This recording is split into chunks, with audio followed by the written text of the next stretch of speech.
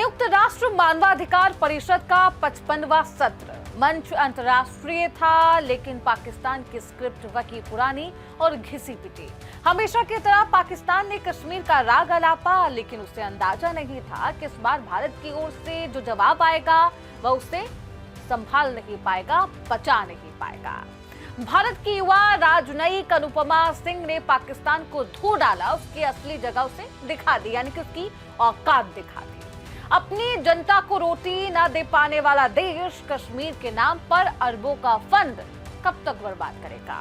संयुक्त राष्ट्र में बार बार मिली इस डिप्लोमेटिक पिटाई के बाद भी पाकिस्तान को शर्म क्यों नहीं आ रही? भारत ने कैसे धोया है पाकिस्तान को, आपको बताएंगे, लेकिन ये भी बताएंगे कि किस हक से भारत कश्मीर को अपना कहता है।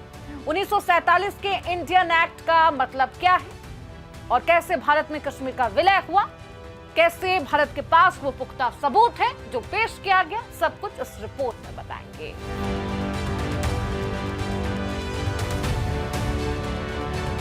बहुत स्वागत है आपका, आप देख रहे हैं प्राइम न्यूज का डिजिटल प्लेटफॉर्म और मैं हूं आपके साथ श्रुति अंगद। यूएन में एक बार फिर वही पुराना नाटक, पाकिस्तान जो खुद कंगाली, आंतरिक कलह और आतंकवाद के दलदल में है, उसने एक बार फिर कश्मीर का राग अलापा, अपनी जनता का ध्यान भटकाने की कोशिश की। लेकिन इस बार भारत का जवाब केवल एक रिएक्शन नहीं, बल्कि एक ऐसा सर्जिकल स्ट्राइक था जिसने पाकिस्तान के झूठ के किले को जमींदोज कर दिया। न्यूयॉर्क में भारत के स्थायी प्रतिनिधि पीएन हरीश और जिनेवा में राजनयिक अनुपमा सिंह ने मिलकर पाकिस्तान को वो आईना दिखाया जिसमें उसे अपनी बदहाली और भारत की बुलंद तस्वीर साफ दिखाई दी होगी। ये कहानी है पाकिस्तान की, उस इंटरनेशनल बेइज्जती की जिसे दुनिया ने लाइव देखा है। लाइव सोचिए, बैठक में भारत में स्थायी प्रतिनिधि पीएन हरीश ने मोर्चा संभाला। पाकिस्तान ने जब अपनी पुरानी आदत के अनुसार आतंकवाद को मजबूरी बताकर सही ठहराने की कोशिश की तो हरीश ने उससे सीधे शब्दों में फटकार लगाई।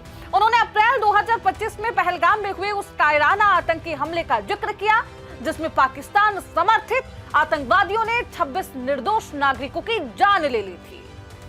आतंकवाद को कभी भी सामान्य यानी कि नॉर्मल नहीं बनाया जा सकता। पाकिस्तान अपनी विदेश नीति के हथियार के रूप में आतंकवाद का इस्तेमाल करता है, आतंकियों का इस्तेमाल करता है, जिसे भारत अब कतई बर्दाश्त नहीं करेगा। उन्होंने स्पष्ट किया कि भारत ने उन आतंकियों, उनके आकाओं को उसी भाषा में जवाब दिया है वो समझते हैं, उसी भाषा में उसे समझाया कि यानी इंसाफ के कटघरे में लाकर या उन्हें खत्म करके। पाकिस्तान का एजेंडा केवल भारत को नुकसान पहुंचाना है, लेकिन भारत की सुरक्षा दीवार अब अभेद है। बात करते हैं अनुपमा सिंह की। अनुपमा सिंह मंच पर आई। पाकिस्तान ने कश्मीर में मानवाधिकार का रोना रोया तो अनुपमा सिंह ने धो डाला और एक ऐसा जुमला उछाला जिसने अब कूटनीति का एक हिस्सा सबके सामने रख दिया है। अनुपमा सिंह ने कहा लाला लैंड। उन्होंने कहा कि पाकिस्तान एक ऐसी ख्याली दुनिया में है जहां उसे हकीकत दिखाई नहीं दे रही। यार, अनुपमा ने एक रिपोर्ट भी पेश कर दिया। उन्होंने पाकिस्तान की बोलती बंद कर दी। उन्होंने कहा कि शायद पाकिस्तान को ये यकीन करना मुश्किल लग रहा होगा कि अकेले जम्मू कश्मीर का विकास बजट उस पूरे बेल आउट पैकेज से 2 गुने से भी ज्यादा है जिसके लिए पाकिस्तान आईएमएफ के सामने कटोरा लेकर खड़ा था। ये चोट गहरी थी क्योंकि ये पाकिस्तान की कंगाली और कश्मीर की खुशहाली के बीच का वो अंतर अनुपमा सिंह ने इंटरनेशनल मंच पर दिखा दिया। अनुपमा सिंह यही नहीं रुकी। अनुपमा सिंह ने कश्मीर में बने दुनिया के सबसे ऊंचे रेलवे पुल चिनाब ब्रिज का जिक्र किया। उन्होंने तंज बेकसा कहा कि अगर पाकिस्तान को ये इंजीनियरिंग का बेमिसाल नमूना नकली लगता है तो साफ है कि उसकी आंखों पर प्रोपेगेंडा की पट्टी है, आतंकवाद की पट्टी है। पाकिस्तान अक्सर कश्मीर पर अपनी दावेदारी पेश करता है, इतिहास के पन्ने को पलटता रहता है, लेकिन गलत तरीके से पढ़ता है। लेकिन भारत ने यूएन में कानून की किताब खोली है। अनुपमा सिंह ने इंडियन इंडिपेंडेंस एक्ट 1947 भारतीय स्वतंत्रता अधिनियम का हवाला दिया और पाकिस्तान को कानूनी पाठ पढ़ाया है। क्या है ये एक्ट? जीएफएक्स के माध्यम से समझिए कि कैसे कश्मीर भारत का हुआ। ब्रिटिश संसद द्वारा 18 जुलाई 1947 को पारित ये कानून वो आधार था जिसने भारत और पाकिस्तान को 2 स्वतंत्र डोमिनियन यानी कि लोकतंत्र राष्ट्र बनाया, विभाजित किया।